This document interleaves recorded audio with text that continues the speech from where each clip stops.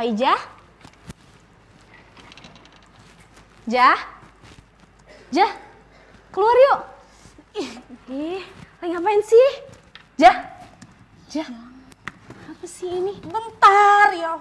Ih, kamu lagi nulis apa sih? Inilah kisahku, kisah perjuangan mendapatkan hati yang kandas di persimpangan jalan karena terhalang sebuah dinding yang tinggi dan kokoh. Kamu dari tadi seharian ini cuma dapat satu kalimat itu. Ya gimana mau dapat? Ini giliran udah dapat ide, kamu datang nyamperin ganggu ide aku. Kamu pikir dapat ide tuh semudah membalikan telapak tangan apa? Enak aja. Ini kisah cintamu, Jah. Terhalang dinding. Ya gimana lagi? Namanya urusan hati mah rumit. Daripada kamu mikirin urusan hati kamu, kisah cinta kamu ini cocok deh buat dijadikan novel. Karena aku tahu kisah cintamu kayak gimana. Alah, kamu tulisannya cuma bikin status aja di WhatsApp. Apa jadi ngajarin novel? Sembarangan banget. Aku bisa loh bikin novel kayak gitu. Soalnya kenapa? Aku juga punya kenalan. Udah diem, Kay. Ya udah, ayo kita keluar aja. Apa? Keluar aja yuk. Daripada kamu stuck di situ-situ aja kan, aku gangguin juga kamu nggak lancar-lancar idenya. Ya iya lagi mana mau lancar lo digangguin. Ya makanya ayo coba kita kasih keluar. aku waktu tenang buat ngerjain. Tapi nggak bisa. Ini waktunya kita refreshing aja. Ini hari apa? Ini hari Minggu loh. Masa kamu masih mau di kamar terus sih? Ayolah, kita jalan-jalan. Bentar. Aku punya kenalan aja buat kamu biar lancar mengerjakan novel ini. Novel kamu kan cocok nih. Siapa tahu apa ya? Go public gitu ceritamu? Kok kamu ngejek ceritaku nggak bagus gitu jadi perlu mentor? Ya perlu lah. Justru itu makanya aku kenalin kamu ke seseorang yang ahli dalam pernovelan. Kamu pasti cocok deh. Daripada kamu gak mau aku ajak jalan-jalan, mending kamu aku ajak buat... Udah deh diem deh, nggak usah nambah-nambahin pikiran aja, ini aja belum selesai. Udahlah, ayolah kita jalan-jalan, ayo. Ini sebentar, ini belum selesai. Ya gampang, nanti kita Gampang, bisa gampang. mikirin di depan Kalau gampang mah udah depan selesai dari kemarin. halaman. Depan halaman lebih enak daripada di sini sumpek gerah, tahu nggak sih? Hapus semua jadi. Udahlah, ayo, udah kita keluar aja. Kita keluar, ayo kita keluar. Jangan diganggu. Kita keluar aja nih. Udahlah aja, kamu tuh cocok aku kenalin ke seseorang, dia ahli dalam pernovelan. Kamu pasti, ini banget, cocok banget ke sana. Udah deh, ayo. Itu belum kesel. Ayo, udah aku save. Nah. Dah, yuk. Mana kerjaan? Udah berangkat. Ayo, udah nih, bawa aja. Bete. Tanggung. Udah, nggak usah. Separagraf. Udahlah, kita di luar aja. Ayo, refreshing aja. Kamu nggak bosen apa? Suntuk aku ngeliat kamu, ayo kita keluar. Ayolah. Ya udah, kisah cintamu aku yang lanjutin nih. Ya udah, makanya aku mau kenalin kamu ke seseorang. Cocok banget ini dalam pernovelan ini. Bisa apa sih itu orang?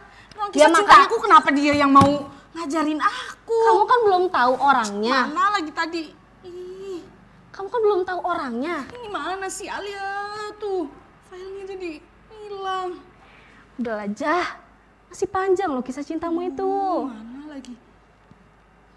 Nah itu udah, ayo. Tinggal di save ya, di save. Kita berangkat sekarang. Ayo. Otakku nih jam segini nih. Jam segini otakku lagi lancar-lancarnya ya. Enggak, kamu dari tadi lo cuma satu kalimat doang, nggak naik sampai satu paragraf tuh. Mana mau lanjutin, mau diganggu Sebuah- dari tadi. Sebuah apaan? Sebuah bahtera. Ayo. Deh, si kambing ini. Kamu lah aku ajak jalan-jalan, masa nggak mau? Daripada kamu galauin kisah cintamu yang nggak jelas ini, mending kita nyari pengalaman yang siapa tahu nih lebih jelas kan kisah cintamu nanti. Serah dah. Biar dilihat orang-orang kisah cintamu yang sangat menyedihkan ini, biar orang-orang tahu. Ayo Kemon berangkat. Ayolah. Terus berangkat bawa laptop gitu? Iya, aku udah janjian tadi. Terus ini laptopnya mau tinggal aja? Ya udah kita tinggal aja. File udah ada kan? Ayo, come on. Enggak, ngapain sih? Emosi banget ya ampun.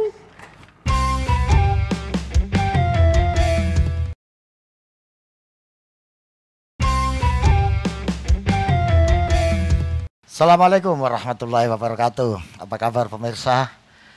Masih dalam suasana Ramadan. Mudah-mudahan kita tetap sehat sehingga tetap bisa melaksanakan ibadah Ramadan kita dengan baik. Ada satu hal yang menarik, yaitu tentang dunia sastra. Karena sastra menjadi instrumen paling efektif untuk menyampaikan suatu ajaran. Agama apapun disampaikan melalui sastra.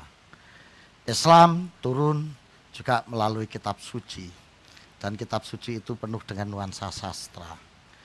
Kemudian ini berkembang sampai timbul yang namanya sastra pesantren. Nah, silaturahmi Ramadan kali ini saya akan mengajak pemirsa untuk menemui dan berbincang mengenai sastra, terutama sastra pesantren.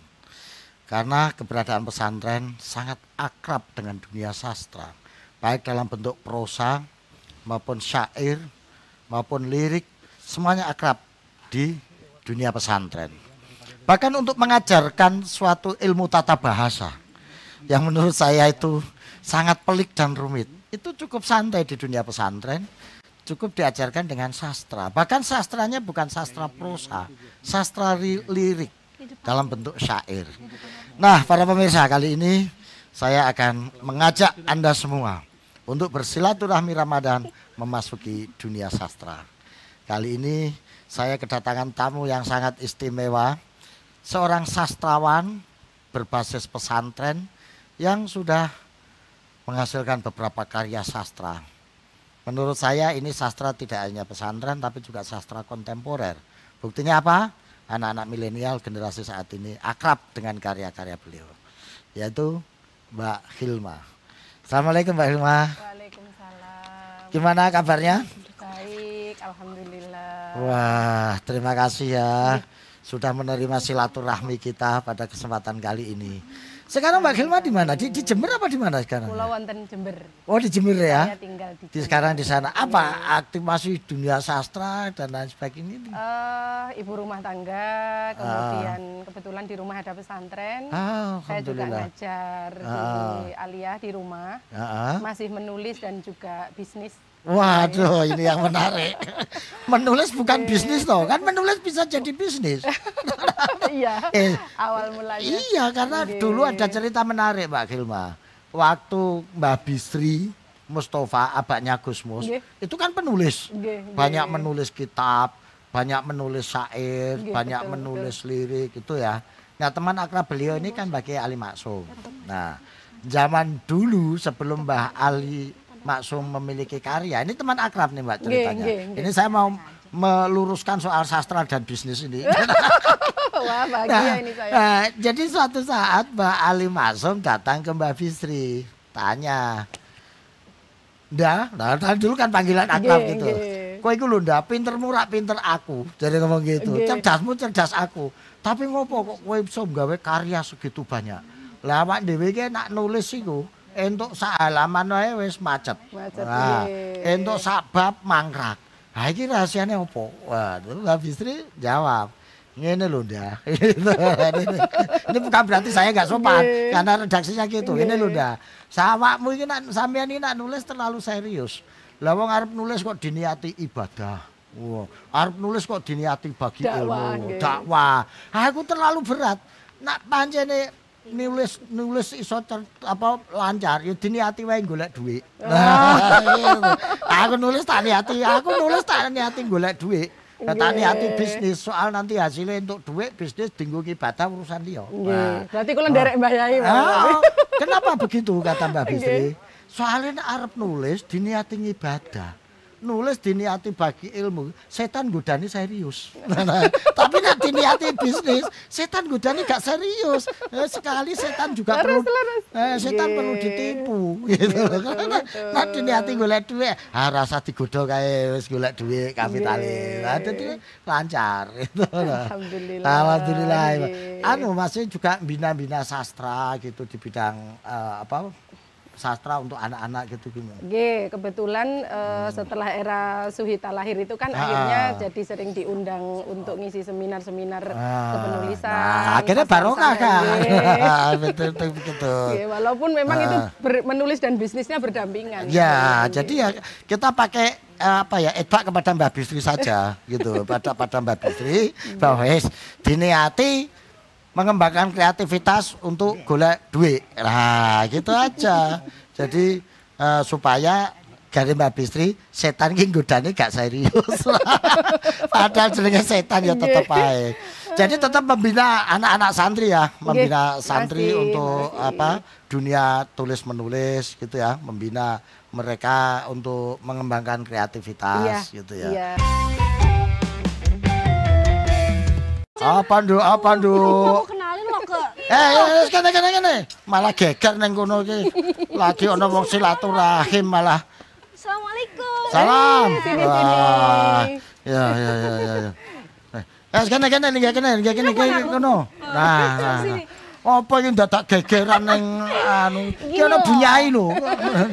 Tadi ini temanku lagi membuat novel tentang kisah cintanya. Jadi, wah. Iya tapi tidak terrekonstruksi dengan jelas gitu loh. Jadi kan aku jangan mbok ganggu terus ora jelas. Gimana gimana mau dapat ide, Glenn udah dapat ide satu kalimat, dia datang gangguin ngajak main. Buyar semua idenya udah didapatkan.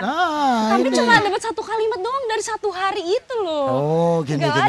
Nah, kebetulan sampean teko ning kene iki ketemu karo Mbak Hilma. Wah, seorang novelis santri yang karya-karyanya sudah diangkat ke layar lebar, sudah menjadi trending topik di kalangan para pecinta sastra. Nah, penulis novel apa nduk sing Hati Suhita. Oh, nah, bener wis ngajak rene iki wis bener. Pas banget kan momennya. Gimana silaturahmi kita ini ketemu dengan Mbak Hilma, kita bisa tanya-tanya ngobrolin tentang proses kreatif nulis novel. Nah, mungkin kreativitasmu buyar gara-gara diganggu kuwi. Tapi dengan ketemu Mbak Hilma akan terbangun lagi. Nah, sekarang gini Mbak Hilma ini loh, arek-arek problemnya kan ngene ku.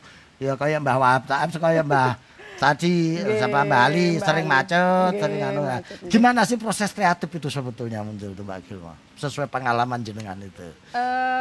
Kalau kulo memang mungkin agak unik ya Mbak, karena saya memang nderek dawuhnya Mbah Sunan Kudus ya. Mbah Sunan Kudus itu suatu ketika ngendikan, ya sampai sekarang masih dipakai sih di Kudus itu. Gus Jigang katanya begitu ya. Bagus ngaji dagang. Wah. Jadi itu yang saya pegang sampai sekarang.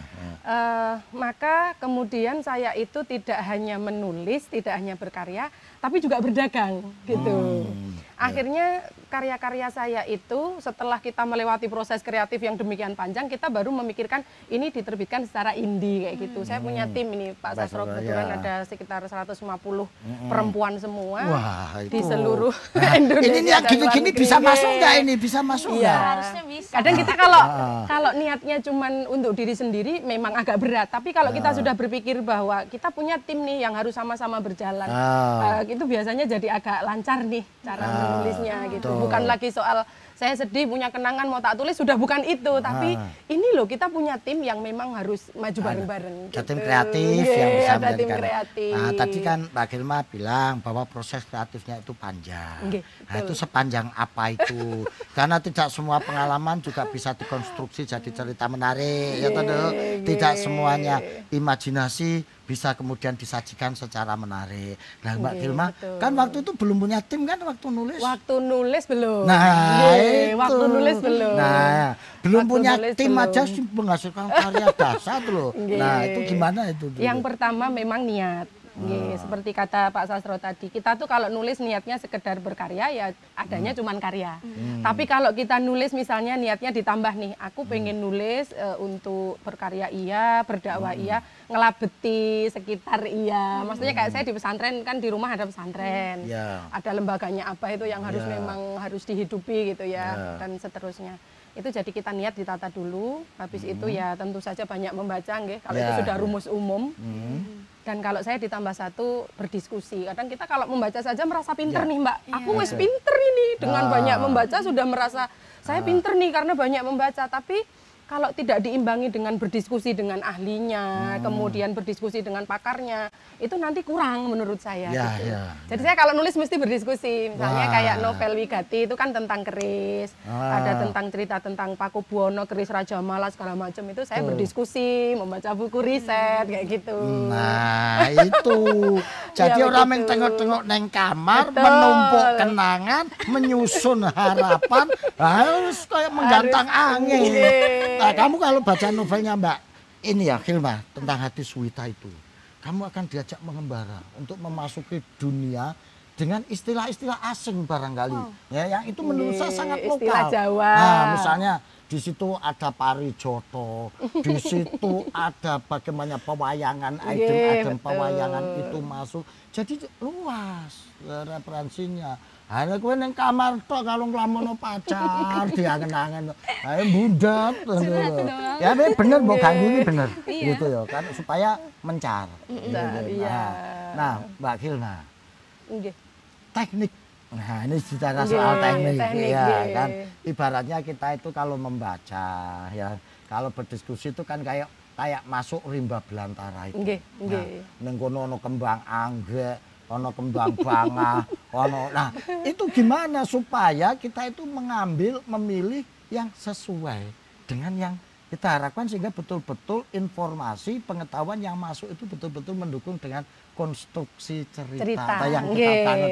Apakah kita mengembara dulu cari bahan-bahannya baru kita susun atau bikin kerangka dulu, oh aku butuh ini sehingga ketika masuk cuma ngambil seperti itu gimana gitu. Sederhananya gini, karena saya orang pesantren Mas Sastro. Di pesantren itu kan ada guru, ada ilmu gitu. Jadi dalam menulis fiksi pun kalau saya harus ada guru. Tapi karena kita memang tidak mungkin ya Mbak bertemu dengan gurunya setiap hari, berarti kita harus punya nih tokoh idola gitu ya. Jangan sampai jadi penulis pemula nggak punya tokoh idola, nggak punya yang jadi inspiratornya. Ya kita harus punya tuh. Nah, misalnya kayak saya dulu awal-awal menulis memang ya sampai sekarang mengidolakan Kiai Haji Mustafa Bisri. Beliau kalau nulis cerpen kan bagus sekali gitu. Waktu itu saya berpikir seorang kiai yang alim, yang hadik itu kalau bikin konflik bagaimana sih di cerita? Bikin dialog bagaimana? Bikin nama tokohnya misalnya ada Kiai Tawakal, ada Gus Ja'far, jalan cerita tentang kepesantrenan yang menarik itu yang bagaimana? Itu saya pelajari terus-menerus gitu. Akhirnya nggak tahu kenapa dari situ itu kok lebih mudah ya daripada kita sekedar belajar sendiri gitu ya. Ternyata kalau kita ada guru walaupun sowannya hanya sesekali gitu ya, tapi kita jadi tahu bagaimana beliau membuka ceritanya, bagaimana mengakhiri, bagaimana menyelipkan amanah dalam cerita. Bagaimana cerita itu tidak kosong, bagaimana diterima pesantren itu jadi sesuatu yang menarik kayak gitu. Jadi orang menggambar karo PDW itu kalau bikin bangunan ibaratnya wis duwe pola yang menjadi patokan. Nah, gitu. Aku ora duwe pola, ora duwe patokan ya terus sampe panut sapa kowe kan. Itu kalau di sosiologi namanya ideal type. Nah, ideal type-nya pengarangnya ini sapa. Aku pengen polanya Gusmus. Iki piye? Dipelajari, jomeng diwaca tok. Saiki awakmu arep nulis novel. Jajal sapa sing ana ning bayanganmu kalau menurut petunjuknya Mbak Hilma tadi itu sapa? Aku. Wah, tadinya saya cuma sakit hati, ya udah nulis aja gimana sakit hati. Berarti curhat toh. Nah, tapi enggak apa-apa, Nduk. Enggak apa-apa. Jadi dari curhat itu berarti sudah ada dorongan. Tinggal diarahkan. Nah, untung ketemu Mbak Hilma. Betul, Mbak. Bagaimana betul sakit hatimu itu menjadi sesuatu yang bermakna. Nah, gimana Gusmus menuangkan sakit hati ya? Dalam suatu pola cerita. Atau bisa juga misalnya si Pram. Misalnya, Pram itu adalah tokoh yang mengekspresikan sakit hati, dendam, kekecewaan, amarah menjadi suatu karya yang luar biasa. Amarah menjadi indah, sakit hati menjadi menyenangkan. Terus kemudian dendam menjadi sesuatu yang bisa dinikmati. Karena disampaikan melalui cerpen. Nah, misalnya gitu. Sederhananya kalau buat anak muda tuh gini Mbak, kenangan itu bukan kutukan ya, kenangan itu kekuatan gitu ya. Gitu. Saya selalu bilang gitu pokoknya di seminar kepenulisan itu, kamu kalau punya kenangan ya itu kekuatanmu bukan kutukan. Kamu rugi loh kalau punya kenangan apalagi yang pedih terus nggak menulis gitu. Mau kenangan pedih itu paling inspiratif Jadi pahit dijalani tapi indah dikenangkan. Itu terus tadi kita. Rentakan apa mana? Mau ketemu. Aku mau nanya nih Mbak.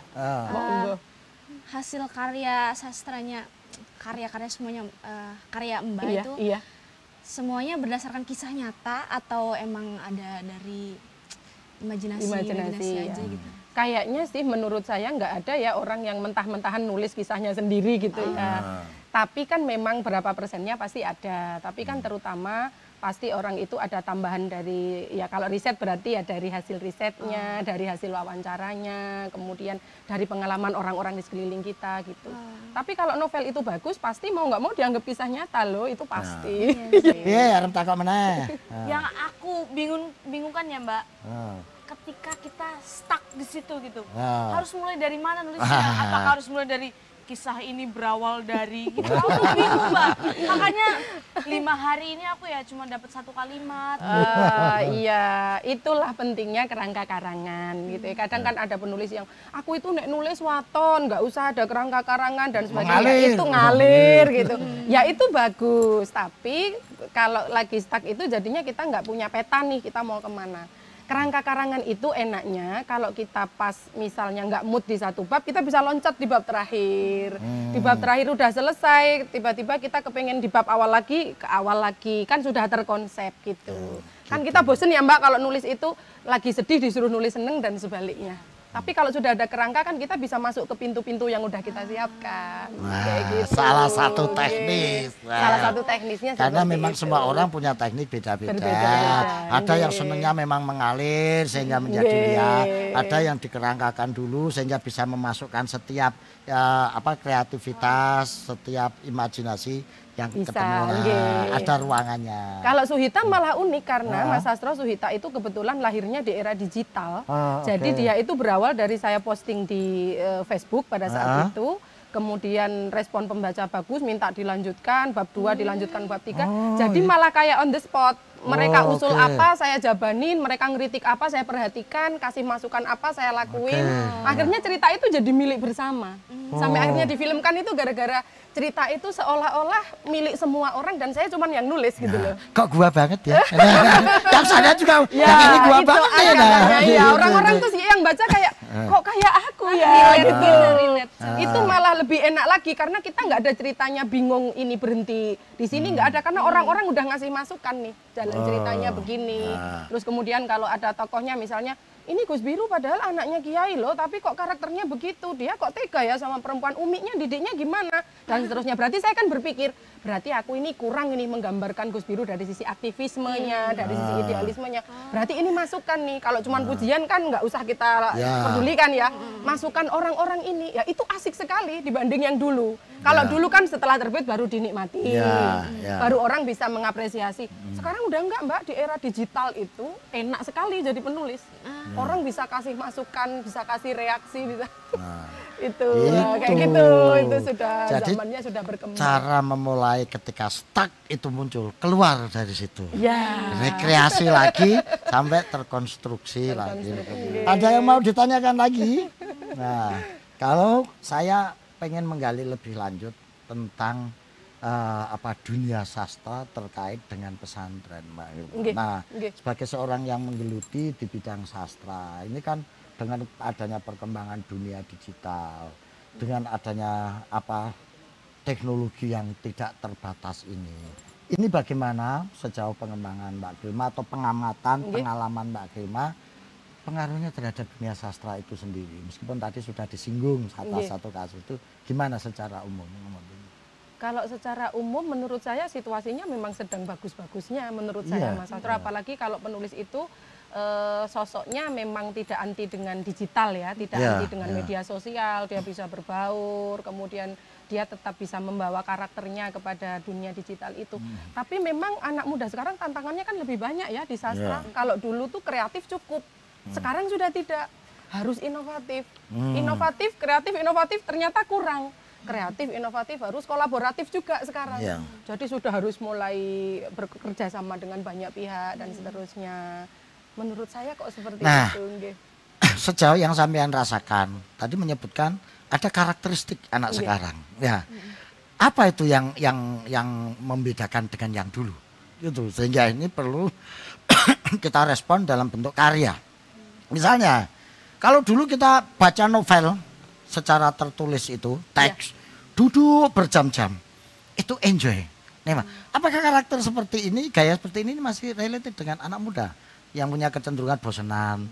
Karena ini nanti berpengaruh dengan cara kita menulis. Gimana ini yang sekarang ini trennya? Memang kalau penulis sekarang itu nggak boleh alergi dengan teknologi intinya. Jadi memang harus ada interaksi dengan pembaca. Kalau dulu kan orang menulis itu ya di ruangan tersembunyi gitu ya, baru bukunya muncul. Kalau sekarang memang kita harus lebih terbuka lagi. Kita punya ide apa, kemudian ini persiapan bukunya sampai berapa, kemudian sampai bagaimana, launchingnya di mana dan seterusnya.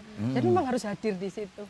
Kayak dulu kan cukup ya Mbak nulis itu diem gitu ya. Sekarang ya sampai bisa dilirik produser itu juga karena ada interaksi memang dengan pembaca, pembaca akhirnya ngasih kabar ke PH dan seterusnya kayak gitu. Kalau cuma diem sudah di daerahnya. Itu dari sisi penulisnya ya.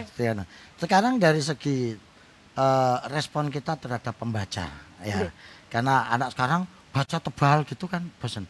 Apakah masih seperti itu atau gimana? Saya itu kok optimis Mas Sastro. Kadang-kadang orang itu kan begini, minat baca orang Indonesia itu menurun, dan seterusnya gitu. Tapi saya selalu bilang ya sebagai pelaku atau pegiat literasi, itu biar jadi urusan mereka.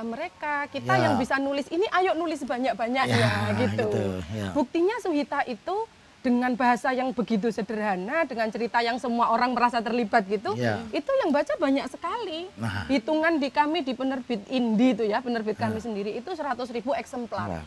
Belum yang kalau di pesantren kita tahu ya satu buku buat 100 orang, betul.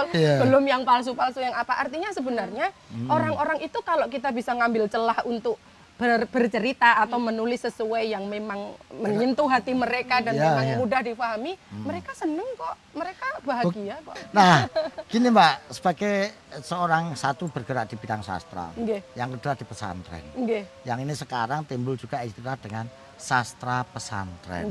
Nah, sejauh pengamatan dan pengalaman Mbak Hilma, gimana sih sebetulnya sastra pesantren itu? Saya tidak berani bicara terlalu banyak soal itu. Ya bicara aja, nanti salah juga dibenerin. Bisa. Tapi intinya gini Mas Sastro. Enggak dihukum. Intinya gini, yang penting bagi saya sastra pesantren itu karena pesantren itu cita-cita tertingginya kan keberkahan. Tulisan apapun yang membawa keberkahan buat pesantren, ya itu bagi saya sudah sastra pesantren gitu.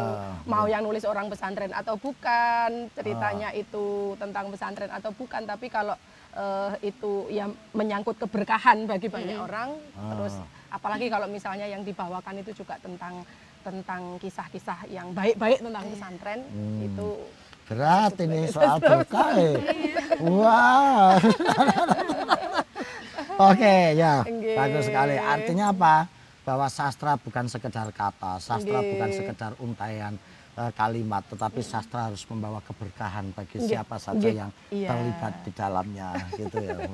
Dahsyat ini, berat ini. Oke, Mbak Hilma, ini mumpung kita silaturahmi, mumpung ketemu, mudah-mudahan ini bisa membawa silaturahmi kita di pesantren ini, di bulan Ramadan ini, sehingga bisa menginspirasi bagi siapa saja yang ikut terlibat di silaturahmi kita kali ini. Anak-anak muda sekarang sebetulnya minatnya di bidang sastra gimana sih Mbak? menurut saya lagi bagus-bagusnya sih, terutama setelah pandemi. Pantes ini ternyata, oh kan bagus kan. Terus memang ya bersinergi dengan orang-orang film ya, orang-orang film itu karena saya sudah setahun terakhir ini terlibat terus ya di proses filmnya Suhita. Saya jadi tahu mereka tuh betul-betul butuh karya-karya anak-anak muda sekarang nih, dengan premis yang tentu saja cocok dengan premis film ya, dengan cerita. Mereka membutuhkan, sangat membutuhkan apa ya, suasana baru, cerita baru, kesegaran baru dari anak-anak sekarang gitu. Tadi Mbak Gelma menyebutkan ada sekian 150 orang yang terlibat. Itu mekanisme polanya gimana Mbak? Yang betul. Awalnya memang saya dulu karena balik lagi ke Mbah Sunan Kudus tadi nggih, Mas Sastro, Gus Sigang ya bagus ngasih dagang. Sebelum menyiapkan pembaca, saya memang sudah punya perdagangan gitu.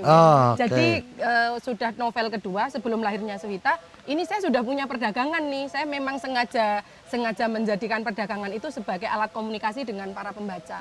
Misalnya saya butuh teman-teman dari kalangan ibu-ibu rumah tangga, berarti waktu itu saya bisnisnya mainan anak-anak edukatif kayak gitu.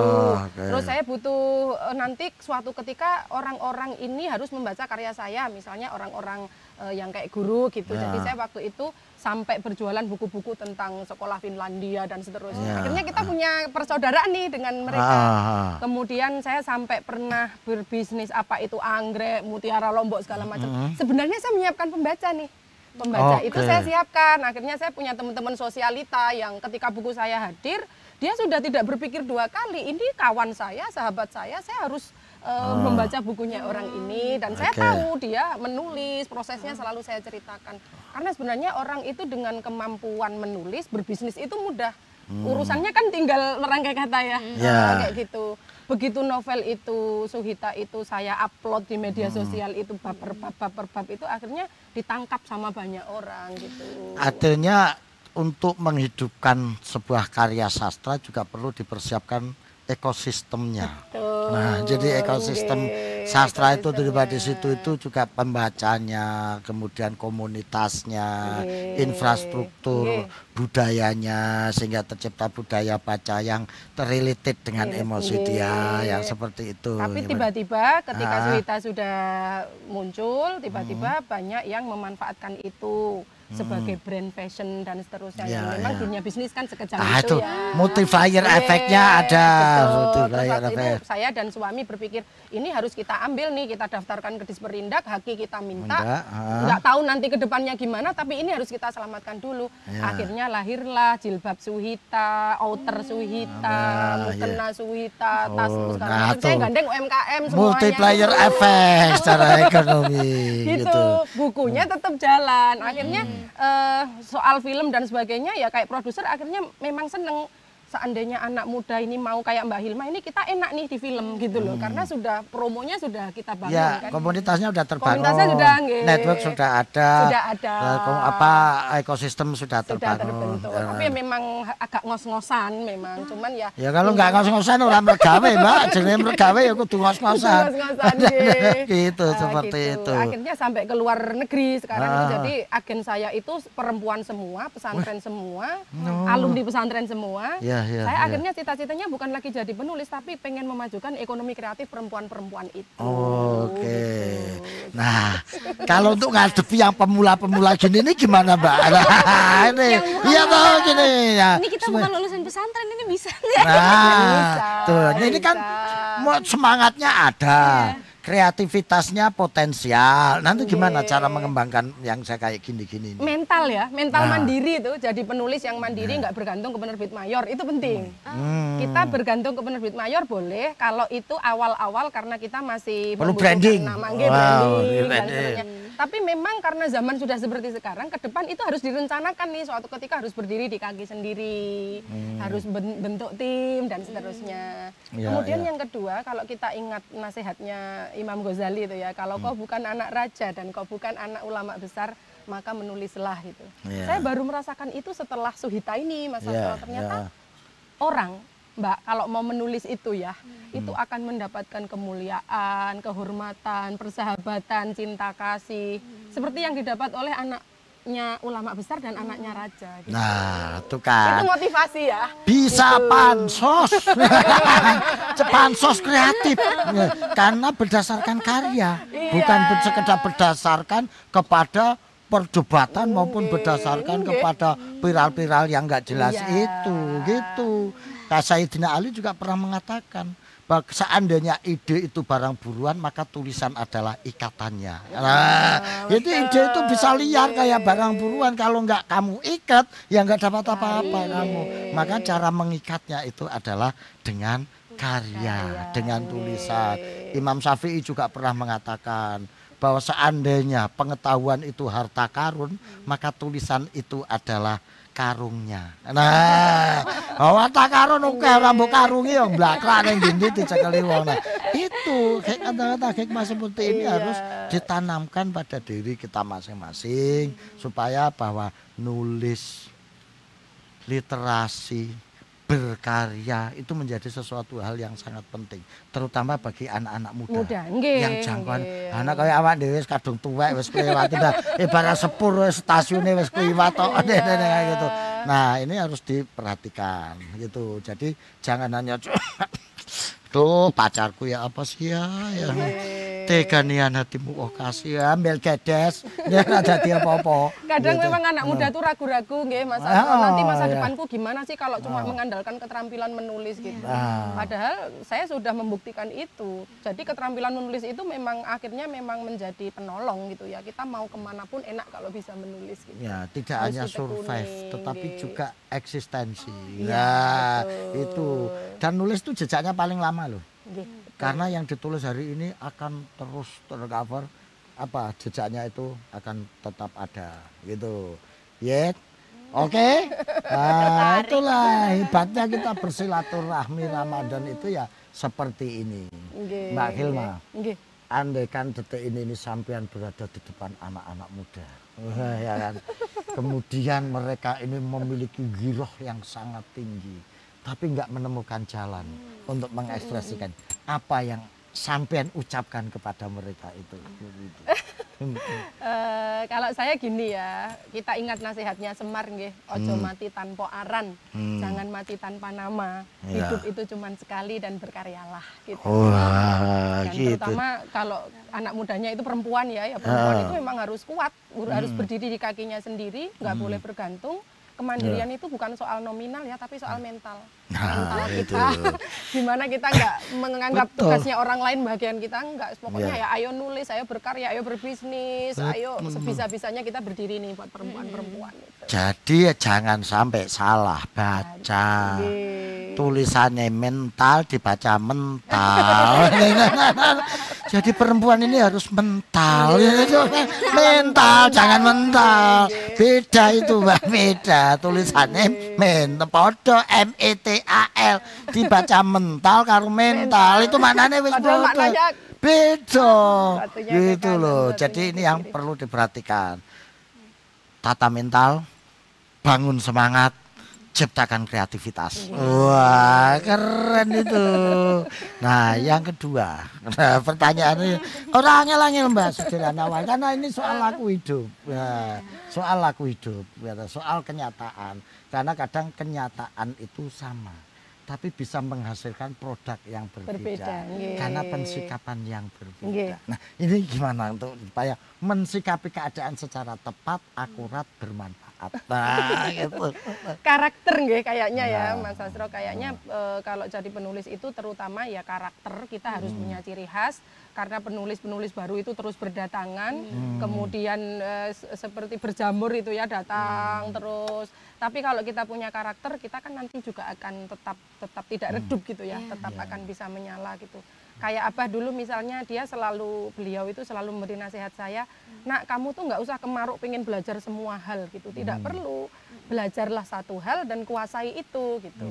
Makanya saya mati-matian belajar wayang, kemudian sejarah, gamelan, kemudian keris dan semua yang berkaitan dengan itu, akhirnya itu jadi warna di tulisan-tulisan saya gitu.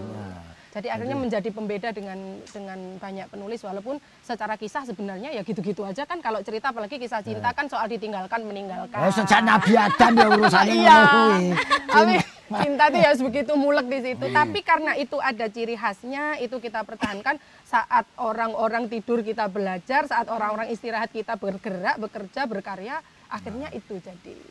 Baik, baik para pemirsa. Alhamdulillah kita sudah bersilaturahmi dengan perbincangan-perbincangan yang sangat menarik.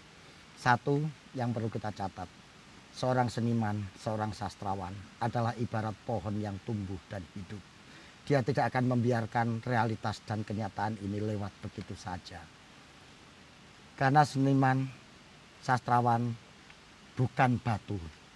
Kalau batu membiarkan kenyataan hidup ini seperti air yang mengalir, menyentuh dan menyapa dirinya. Tapi setelah air itu lewat, dia akan mengering tanpa bekas apapun. Tapi seorang sastrawan, seorang ulama, seperti pohon hidup, air yang mengalir akan dia cerap dimasukkan dalam pori-porinya. Kemudian dia olah, diasah, dia kembangkan menjadi dahan, daun, buah yang bermanfaat bagi orang banyak. Itulah kehidupan. Jangan pernah lewatkan sedetik pun kehidupan yang lewat dalam diri Anda menjadi sia-sia tanpa pernah menjadi sesuatu yang menghidupi dan bermanfaat. Baik, kita jumpa lagi pada kesempatan yang lain. Selamat menikmati ibadah puasa Ramadan. Kita bersilaturahmi pada kesempatan yang lain. Terima kasih. Kurang lebihnya mohon maaf. Wassalamualaikum warahmatullahi wabarakatuh.